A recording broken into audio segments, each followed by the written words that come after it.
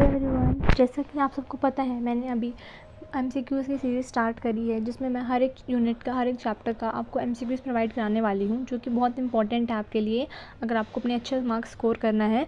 तो उसके लिए ये आज पार्ट 2 है, जिसमें पार्ट 1 में मैं एमसीक्यूज़ कवर कर चुकी हूँ नेशनल इनकम के, जिसमें मैंने कुछ न्यूमेरिकल्स डिस्कस करे हैं, assertion reason based question discuss करे हैं एंड कुछ मैंने एमसीक्यूज़ डिस्कस करे हैं। ठीक है, और ये पार्ट 2 है आपका एमसीक्यूज़ का। मैंने नेशनल इनकम को 2 पार्ट में इसलिए रखा है क्योंकि वो एक लॉन्ग यूनिट है एंड उसमें से एमसीक्यूज़ आते भी जनरली ज़्यादा हैं as compare to other units. ठीक है, तो इसमें आज ये पार्ट 2 है आपका। आई होप आप सबने पार्ट 1 देख लिया होगा। अगर आपने पार्ट 1 नहीं देखा है तो पहले पार्ट 1 देखना, देन आप इस पार्ट 2 को देखना। ठीक है, और मैं आपको इन सब एमसीक्यूज़ की पीडीएफ प्रोवाइड करा दूँगी अपने टेलीग्राम चैनल पे। आप मेरा डिस्क्रिप्शन पे जाकर चेक करना, आपको लिंक मिल जाएगा, वहाँ से आप मेरे टेलीग्राम का चैनल देख लोगे एंड वहाँ से आप क्लिक करोगे तो मैं आपको पीडीएफ सारी टाइम टू टाइम प्रोवाइड करा रही हूँ।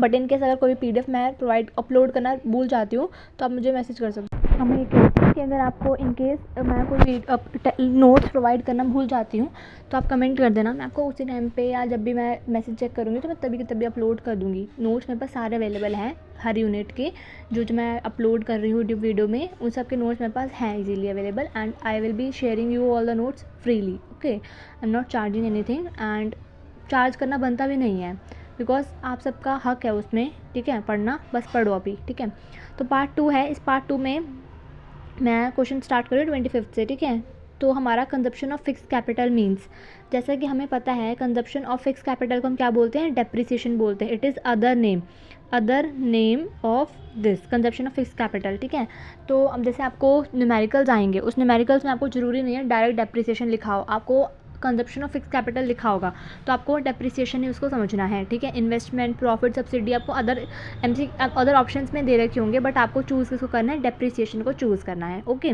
बाकी एक्सप्लेनेशन ऐसा कुछ नीडेड नहीं है, आप सिर्फ एक्सप्लेनेशन आपको, हाँ मैंने बताया था जैसे प्रीवियस वीडियो में कि अगर आपको क्वेश्चन आता है कंजप्शन ऑफ फिक्स कैपिटल तो आपको खाली बी या डेप्रिसिएशन लिखकर नहीं छोड़ना, आपको उसको बताना है सो, हाउ एवर, बिकॉज, ऐसे करके आपको बताना है।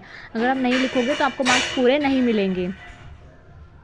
नेक्स्ट हमारा है question number 26, that is GDP, gross domestic product include. GDP में क्या इंक्लूड होता है, डेप्रिसिएशन होता है, ट्रांसफ़र पेमेंट होता है, लॉटरी विनिंग, कैपिटल गेंस। जैसे कि हमें पता है transfer payment, B C D जितने भी हमारे ऑप्शंस हैं ये सारे हमारे क्या हैं, विंडफॉल गेंस है। लाइक जो हमारे काइंड ऑफ चीज़ें हैं जो हम एक्सक्लूड करते हैं। जीडीपी में हमारा डेप्रिसिएशन इंक्लूड होता है, GDP include depreciation but transfer payments are excluded. ये सारी हमारी ट्रांसफर पेमेंट है। प्लीज़ जो अगर आपको नॉइज़ आ रही है पीछे से गाने की तो उसको इग्नोर करना, क्योंकि फंक्शन है हमारी गली में आड़ोस पड़ोस में कहीं पे, सो उसको इग्नोर करना आप। ठीक है, क्वेश्चन नंबर 27 है, value added is calculated as. ये मैंने पिछली वीडियो में एमसीक्यूज़ वाली में भी कवर करा था, क्योंकि इस टाइप का क्वेश्चन आ जाता है। वैल्यू एडिड हम कैसे कैलकुलेट करते हैं, इसका हमारा ये फॉर्मूला है, value added is equals to output minus intermediate consumption. ठीक है, ये इसका फॉर्मूला है, ये लर्न करना पड़ेगा आपको। नेक्स्ट हमारा which is included in expenditure method. Expenditure method में क्या क्या इंक्लूड होता है, अब जैसे कि हम ये चीज़ काफ़ी बार देख चुके हैं, ट्रांसफ़र पेमेंट हो गया, गिफ्ट्स हो गया, पेंशन हो गया, स्कॉलरशिप हो गया, परचेज ऑफ शेयर्स हो गया, ये सारा हम एक्सक्लूड करते हैं। तो हम क्या इंक्लूड करेंगे, गवर्नमेंट फाइनल कंजप्शन एक्सपेंडिचर। ठीक है, फिर हमारा है 29, इम्पोर्ट्स आर सब added to GDP, subtracted from GDP, ignored, multiply. हम इग्नोर भी नहीं करते, मल्टीप्लाई भी नहीं करते, ऐड भी नहीं करते, हम क्या करते हैं, सब्ट्रैक्ट करते हैं। तो हम सब्ट्रैक्ट क्यों करते हैं, इसके पीछे का रीज़न क्या है, आप इसको ऐसे लिखोगे, इम्पोर्ट्स इज लाइक, इम्पोर्ट्स जैसे मैं पहले भी आपको बता चुकी हूँ, आप सब बहुत बड़े बच्चे हो, अच्छे समझदार बच्चे हो, आपको पता है इम्पोर्ट्स क्या होता है। इम्पोर्ट्स होता है जब हम किसी भी XYZ कंट्री से कुछ भी गुड्स को अपनी कंट्री में मंगाते हैं, परचेज़ करते हैं, हम हमारी कंट्री में आता है तो हमें उसके पैसे पे करने पड़ेंगे, तो हमारे पास से पैसे जाएंगे, सो हम इम्पोर्ट्स को क्या करेंगे, सब्ट्रैक्ट करेंगे जीडीपी से। एंड जब हम एक्सपोर्ट करेंगे, मतलब हम कुछ किसी भी जैसा कि मैंने एक्सपोर्ट्स का बोला, एक्सपोर्ट्स क्या होता है, हम किसी भी XYZ कंट्री में अपने प्रोडक्ट्स बेच रहे हैं, सेल कर रहे हैं, वो हमारे यहाँ से जा रहे हैं तो हमें पैसे मिलेंगे, तो हम उसको ऐड करेंगे जीडीपी में, बट हम इम्पोर्ट्स के लिए क्या करेंगे, सब्ट्रैक्ट करेंगे जीडीपी में से। ठीक है, which is factor income. Factor income कौन कौन सी हमारी, इसमें से इंटरेस्ट, गिफ्ट, स्कॉलरशिप, पेंशन, तो इंटरेस्ट हमारा फैक्टर इनकम है। फैक्टर इनकम क्या होता है, देखो हमारे 4 फैक्टर्स ऑफ प्रोडक्शन होते हैं हमारे इकोनॉमिक्स में। कौन कौन से 4 फैक्टर्स ऑफ प्रोडक्शन होते हैं, एक बार मैं बताती हूँ, पहले इसको पेन को थोड़ा और छोटा करना पड़ेगा। ठीक है, देखो हमारा होता है लैंड, ठीक है, लेबर, कैपिटल एंटरप्रेन्योर, ठीक है। ये हमारे 4 फैक्टर्स ऑफ प्रोडक्शन होते हैं। इन 4 फैक्टर्स ऑफ प्रोडक्शन के ऊपर ही हमारा सारा काम होता है। इनको हम पेमेंट करते हैं, उसको हम बोलते हैं फैक्टर इनकम। इनके ऊपर जो हमारे को इनकम रिसीव होती है उसको हम बोलते हैं फैक्टर इनकम। लैंड पे हम क्या देते हैं, रेंट देते हैं लैंड पे, ठीक है। लेबर को हम क्या देते हैं, वेजेस देते हैं। एंटरप्रेन्योर को क्या मिलता है, प्रॉफिट मिलता है। कैपिटल पे हम क्या देते हैं, इंटरेस्ट देते हैं। तो ये सारे हमारे फैक्टर इनकम में आता है, ठीक है। नेक्स्ट क्वेश्चन है national income exclude. National income किसको एक्सक्लूड करता है, इन सब चीज़ों को एक्सक्लूड करता है। देखो लॉटरी विनिंग्स को, वेजेस, रेंट, प्रॉफिट, जैसे मैंने ऊपर बताया, ये सारा हमारा किसका पार्ट है, फैक्टर इनकम का। फैक्टर इनकम में आती हैं ये सब चीज़ें। जो लॉटरी विनिंग है ये विंडफॉल गेन्स है, लाइक एक तरीके से गैम्बलिंग है, एक तरीके से अनसर्टेन चीज़ है कि अब हमारी लॉटरी कभी भी लग सकती है, ज़रूरी नहीं कभी लगे भी ना। तो ये हमारी इनकम में नहीं आता, नेशनल इनकम में इंक्लूड नहीं करते, इसको हम क्या करते हैं, एक्सक्लूड करते हैं। ये मैंने एक वीडियो अपलोड कर रखी है यूट्यूब चैनल के ऊपर ही, जिसमें मैंने लिख रखा है आइटम्स इंक्लूडेड और एक्सक्लूडेड इन नेशनल इनकम। तो वीडियो बहुत इंपॉर्टेंट है, इसके आपके MCQs आते ही आते हैं कभी कभार, ठीक है। नेक्स्ट क्वेश्चन हमारा है GNP is equals to GDP plus. अब देखो GNP है हमारा, अब हमको बता रखा है GDP, तो हम जब GNP से जाते हैं तो हम क्या करते हैं, net factor income from abroad को प्लस करते हैं, है ना, नेशनल से। सो देखो इस तरीके से करना है आपको क्वेश्चन को। GDP आपने यहाँ लिखा जो आपको गिवन होगा, दिस इज़ गिवन। अब आप क्या ऐड करोगे कि GNP बनेगा, ठीक है। GNP, जी सेम है, PP सेम है। अब डोमेस्टिक से आप नेशनल में जाओगे तो क्या करोगे, net factor income from abroad को ऐड करोगे, ये रहा net factor income from abroad, okay. Which of the following causes double counting.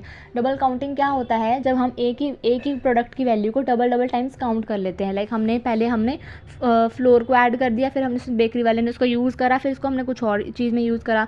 तो हमने इस सेम 1000 को हमने पहले 2000 में कन्वर्ट करा, देन हमने इसको 4000 में कन्वर्ट करा। तो हमने जो इसकी बार बार वैल्यू ऐड करी है ना, तो वो होता है हमारा डबल काउंटिंग। अब हमें यहाँ पे इसकी बजाय 2000 की बजाय क्या ऐड करना था, 1000 ऐड करना था। क्यों, क्योंकि हमने 1000 इम्प्रूव करा है, यहाँ पे हमें 2000 लेना था ना कि 4000। तो जब हम एक ही वैल्यू को बार बार काउंट करते हैं तो उसको हम क्या बोलते हैं, डबल काउंटिंग बोलते हैं, ठीक है।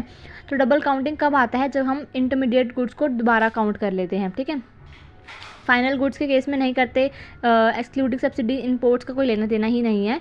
Double counting occurs when intermediate goods are counted multiple times. जब हम उसको मल्टीपल टाइम्स काउंट करते हैं तब हमारा डबल काउंटिंग का सिस्टम आ जाता है। अब आ रहा है GDP में से डेप्रिसिएशन माइनस करेंगे। अब हम GDP में से डेप्रिसिएशन माइनस करेंगे तो हमारा क्या आ जाएगा, NDP आ जाएगा, ठीक है। ये कन्वर्जन करा रखा है आपके मोस्टली जो 1 मार्क्स के MCQs आते हैं वो इसी बेस पे आते हैं, कन्वर्जन बेस पे, और आपके न्यूमेरिकल्स भी इसी पे आते हैं। तो वो कन्वर्जन आपके लिए बहुत इंपॉर्टेंट है, वो मैंने अपने यूट्यूब चैनल पे कवर कर रखा है एक ही वीडियो के अंदर, बेसिक्स वाली वीडियो है, ठीक है। फिर हमारी वीडियो है subsidies are.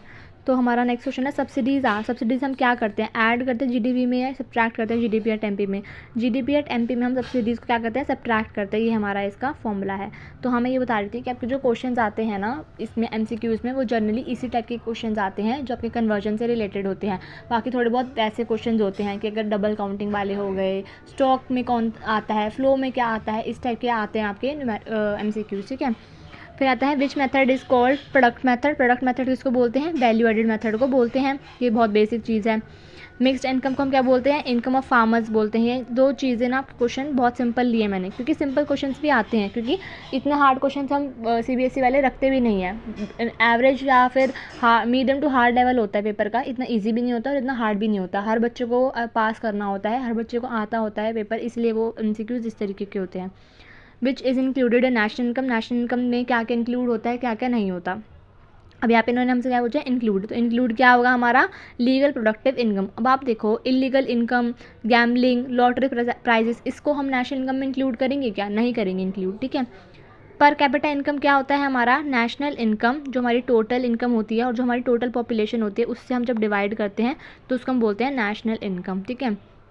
GDP eight FC, ये क्वेश्चन रिपीट हुआ है, GDP eight FC is equal to GDP at MP। अब हमारा GDP एट MP हमें गिवन है एंड हमें GDP एट FC पे जाना है। तो हम जब MP से FC में जाएंगे तो हम नेट इनडायरेक्ट टैक्सेस को क्या करेंगे, माइनस करेंगे, ठीक है। ये वही वाला क्वेश्चन है आपका। तो आपके इसी टाइप के क्वेश्चन आते हैं मैंने आज ये सेकंड पार्ट लिया है।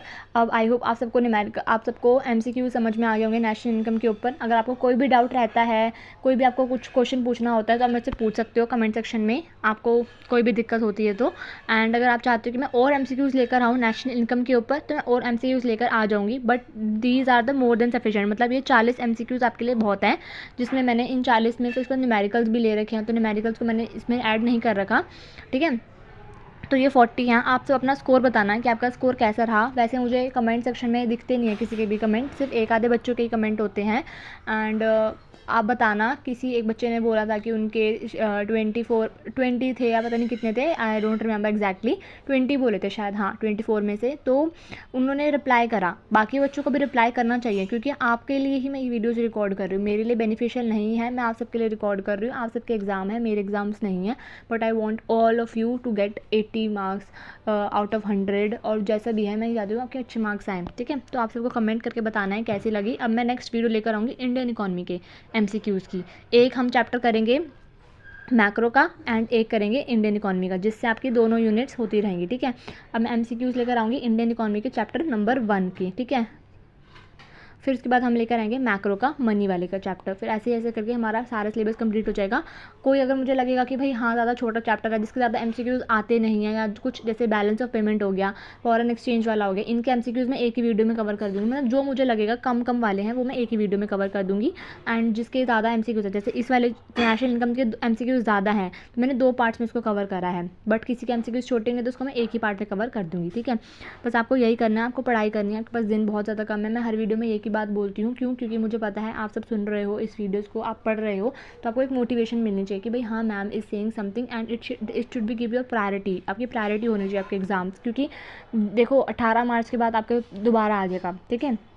जिसकी री आ जाएगी ना, जिसकी जो नहीं हो पाएगा क्लियर इस एग्ज़ाम को कर पाएगा, तो उसकी री आ जाएगी, उसको दोबारा देना पड़ेगा। तो दोबारा देने से अच्छा है अभी आप एटलीस्ट कुछ नहीं पढ़ना, तो आप पासिंग मार्क्स वाला तो पढ़ ही लो, ताकि आप पास हो जाओ। और मैं यही बोलती हूँ कि जिसने कुछ नहीं पढ़ा ना, उसके साथ शेयर कर देना। आपको पता है, आपको इतना पता रहता है कि हमारे सब्जेक्ट्स में कि हमारे फ्रेंड्स होते हैं जो कुछ पढ़े होते हैं, जो कुछ बिल्कुल नहीं पढ़े होते हैं, जो बिल्कुल बैक बेंचर्स होते हैं। जिन्होंने पढ़ रखा होता है उनका तो अपने आप ही हो जाता है, क्योंकि वो बच्चे मेहनती होते हैं, वो पढ़ते हैं। कुछ बच्चे होते हैं जो कुछ नहीं पढ़ते, कुछ बच्चे होते हैं जो एवरेज होते हैं, मतलब कि हाँ थोड़ा बहुत पढ़ लिया, बट कुछ बच्चे होते हैं बैक बेंचर्स जो बिल्कुल भी नहीं पढ़ते। तो उनके साथ शेयर करना, मैं ये चाहती हूँ कि वो बच्चे भी पास हो जाएँ, क्योंकि उनके पेरेंट्स को भी हैप्पीनेस मिलनी चाहिए कि भाई हाँ हमारे बच्चे ने लास्ट मोमेंट में कुछ चमत्कार करा एंड वो पास हो गए हैं। बाकी आपके ऊपर है, आप किसके साथ शेयर करना चाहो, किसके साथ नहीं करना चाहो शेयर, बस पढ़ते रहना। कुछ दिन की ही बात है, आज 8 भी गई आपकी, 10 दिन है, इस बीच में आपके और भी एग्ज़ाम्स हैं। कोई बात नहीं, जिसका जो एग्ज़ाम है उस पर फोकस करो, और बाकी अगर टाइम निकाल सकते हो इकोनॉमिक्स के लिए तो टाइम निकाल लो, नहीं निकाल सकते टाइम तो एग्ज़ाम के टाइम गैप में ही आपको पढ़ना पड़ेगा, उसके अलावा कोई सोल्यूशन नहीं है। तो इससे बेटर है अभी आप यही कर सकते हो कि आपका अगर इंग्लिश का एग्ज़ाम है, हिंदी का एग्ज़ाम है, जिस भी एग्ज़ाम है उसमें इतना टाइम देकर इकोनॉमिक्स के लिए इतना टाइम दे सकते हो, सिंपल एज दैट, कि एमसीक्यूज़ कवर कर सकते हो। और वीडियोज़ नहीं देखना चाहते तो एमसीक्यूज़ तो कर ही सकते हो, ठीक है। बाकी शेयर करना ज़्यादा से ज़्यादा बच्चों के साथ, ताकि सबकी हेल्प हो, सबके मार्क्स आ जाए, सब पास हो जाए अच्छे से मार्क्स से। एंड शेयर करना, सब्सक्राइब करना मेरे यूट्यूब चैनल को, कमेंट करके बताना कि आपको वीडियो कैसी लगी, आपको समझ में आया नहीं आया, ठीक है, कुछ भी कमेंट करके बताना। And thank you so much for your time and follow for more.